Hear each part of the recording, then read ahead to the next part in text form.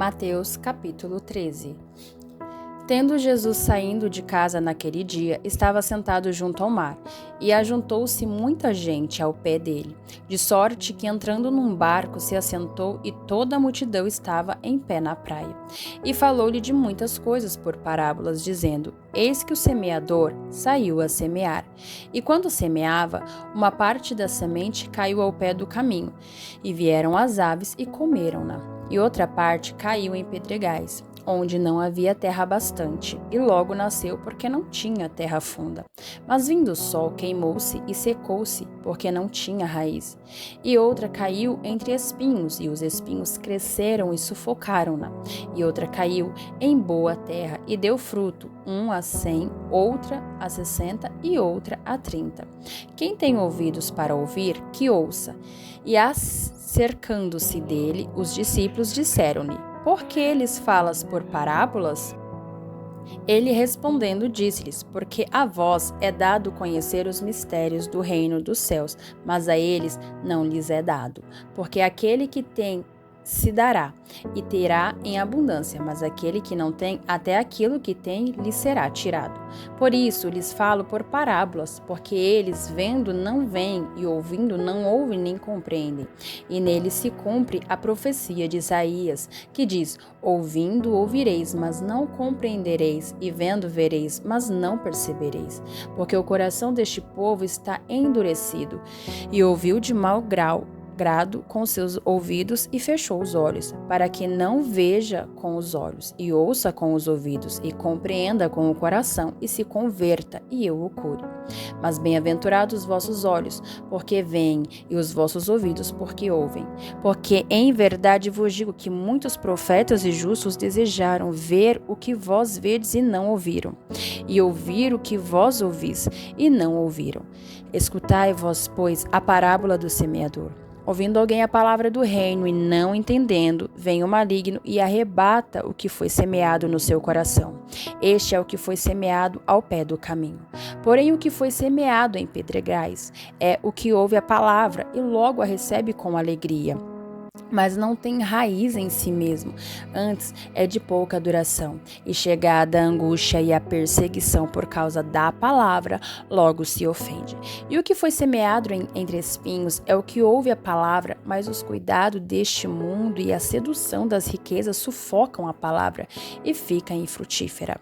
Mas o que foi semeado em boa terra é o que ouve e compreende a palavra, e dá fruto, e um produz 100, outro 60 e outro 30.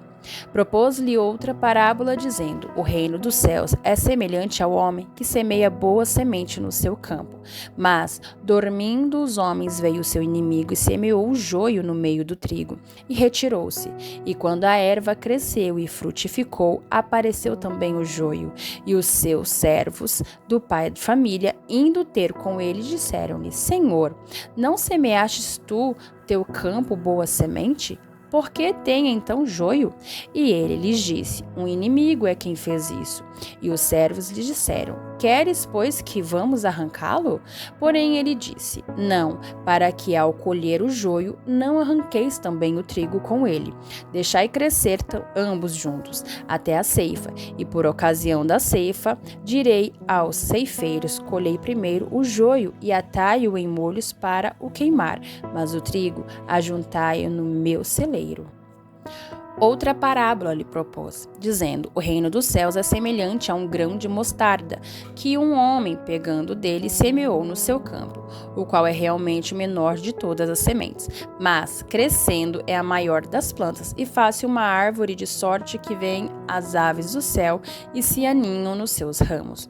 Outra parábola lhe disse: O reino dos céus é semelhante ao fermento que uma mulher toma e introduz em 3 medidas de farinha, até que tudo esteja levedado. Tudo isso disse Jesus por parábolas à multidão, e nada lhes falava sem parábolas, para que se cumprisse o que fora dito pelo profeta, que disse: Abrirei em parábolas a boca, publicarei coisas ocultas desde a criação do mundo.